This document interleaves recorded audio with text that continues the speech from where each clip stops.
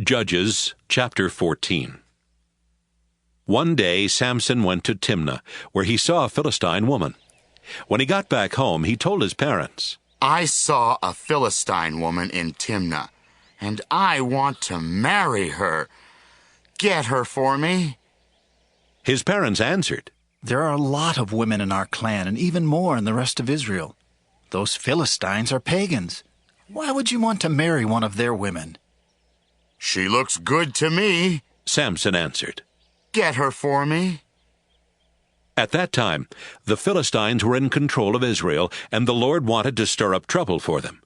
That's why he made Samson desire that woman. As Samson and his parents reached the vineyards near Timnah, a fierce young lion suddenly roared and attacked Samson. But the Lord's Spirit took control of Samson, and with his bare hands he tore the lion apart as though it had been a young goat. His parents didn't know what he had done, and he didn't tell them. When they got to Timnah, Samson talked to the woman, and he was sure that she was the one for him. Later, Samson returned to Timnah for the wedding, and when he came near the place where the lion had attacked, he left the road to see what was left of the lion. He was surprised to see that bees were living in the lion's skeleton, and that they had made some honey. He scooped up the honey in his hands and ate some of it as he walked along.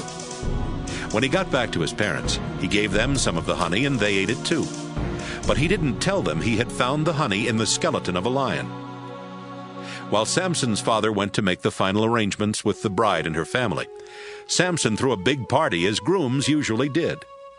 When the Philistines saw what Samson was like, they told 30 of their young men to stay with him at the party. Samson told the 30 young men, This party will last for 7 days. Let's make a bet. I'll tell you a riddle, and if you can tell me the right answer before the party is over, I'll give each one of you a shirt and a full change of clothing. But if you can't tell me the answer, then each of you will have to give me a shirt and a full change of clothing. It's a bet. the Philistines said. Tell us the riddle.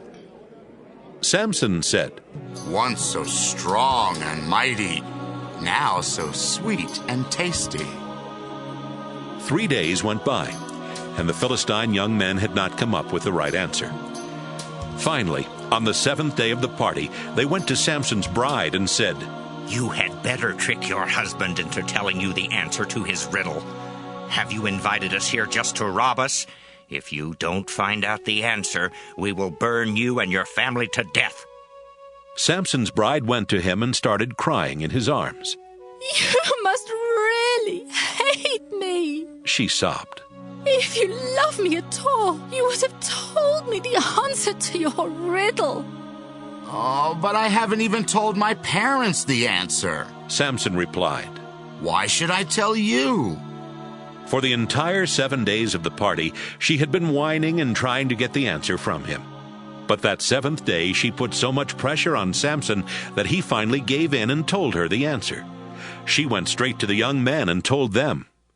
Before sunset that day, the men of the town went to Samson with this answer. A lion is the strongest, honey is the sweetest. Samson replied, This answer you have given me doubtless came from my bride-to-be.